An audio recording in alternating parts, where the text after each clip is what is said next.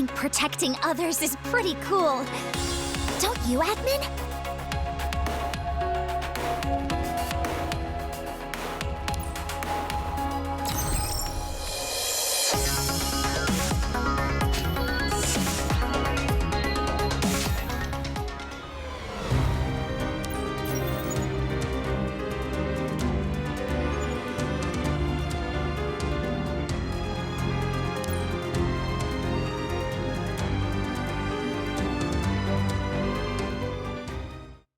Now that Shady's taking care of the Guardians, we can search the area in peace.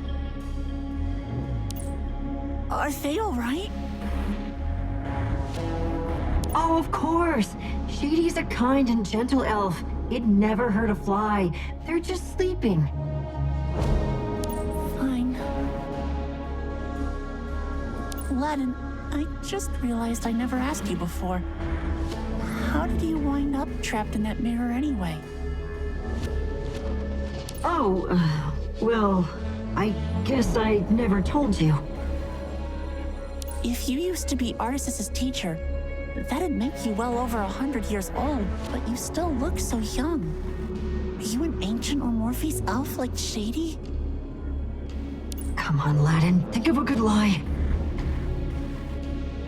Okay, I'll tell you my story while you search. All right.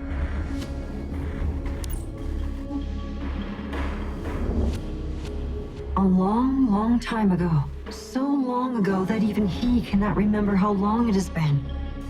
A boy woke up and found himself in a garden full of golden apples. Woke up? How did the boy fall asleep in the first place? What you should be asking is, how was the boy born in the first place? Even the boy himself didn't know the answer to that question. And there were lots of people like this boy who didn't know where they came from. It was as though everyone was living in a dream that they couldn't remember the start of. What set this boy apart from the rest was that he retained his curiosity. Everyone else had been dreaming for so long that they'd lost the ability to think. He looked at the apples hanging all over the garden, wondering who had planted these trees. He looked at the rows of fences around him, wondering who had trapped him there. One day, he looked up at the profoundly blue sky, and there, within the clouds, he discovered a whole other world. A wide open world, a world where people laughed and cried, a world where they experienced joy and sorrow. For the very first time, he realized that he had other options than just thinking about those two unanswerable questions. What a pleasure it was to just sit there and watch the scenes of life unfold on the other side. Soon enough, however, the boy discovered something else. Over there, people's lives were ordinary and repetitive. Their world was clearly so much larger. So why did it seem like nothing more than a narrow cage? The boy grew tired. He realized that they were concerned with only one question, even one less than he. They were afraid of anything new, moving around each other in small and pitiful circles. Half the time, they would close their eyes and just lie there doing nothing. You're talking about sleeping, right? Now that you mention it, I've actually never seen you sleeping. So boring, he muttered to himself. So terribly boring.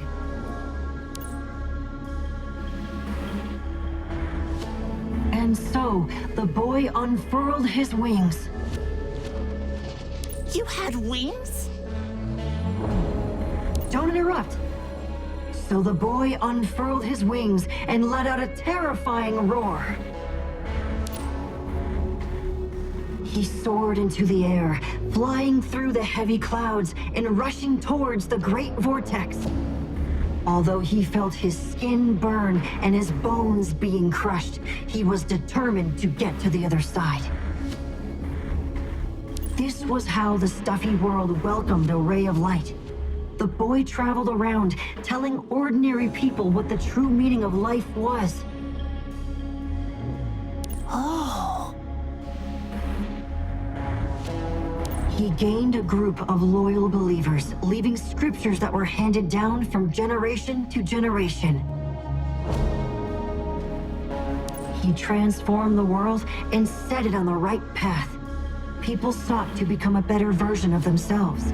They broke free of their chains, and interesting and wonderful stories happened everywhere and all the time.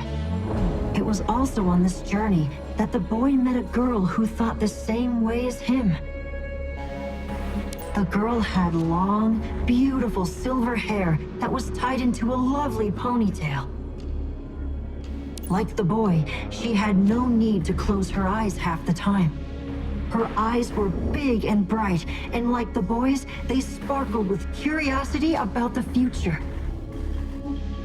The like-minded companions traveled together and never had a reason to quarrel.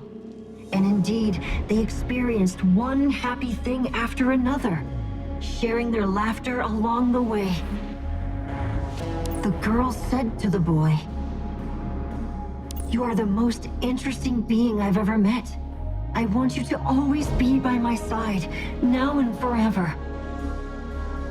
The boy readily agreed.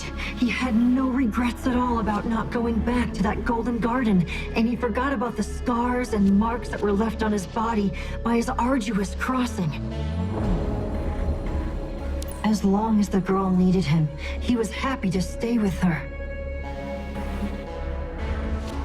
However, the girl's words were nothing but lies. She took advantage of the boy's unquestioning attitude and dripped a golden magic liquid into his eyes. The boy, who had not closed his eyes since he woke up in the garden, fell unconscious and only came to several years later. He had been trapped inside a mirror, and the girl was nowhere to be seen. In the meantime, the disappearance of the boy who brought the truth caused the world to relapse to its former state. The people were led astray once more. Why did the girl do that? Why did she betray you? No idea. The boy wandered with the mirror for 100 years and never saw the girl again. He could not understand why she had lied to him and trapped him in the mirror. But because he never got an answer, he could not bring himself to hate her. Oh, Ladon. So that's why you want to get out. So you can find this girl and ask her why she betrayed you? That's right. That does it. I swear to find a way to get you out of this mirror.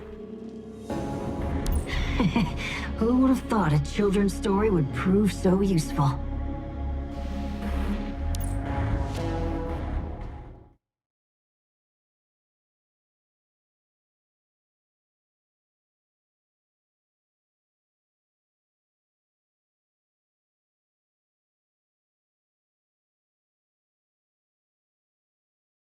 I can take care of things here.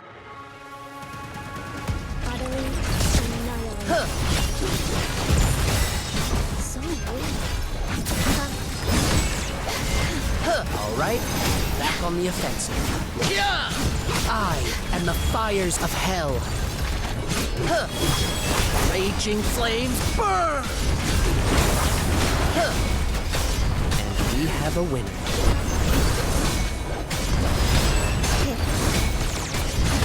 Here!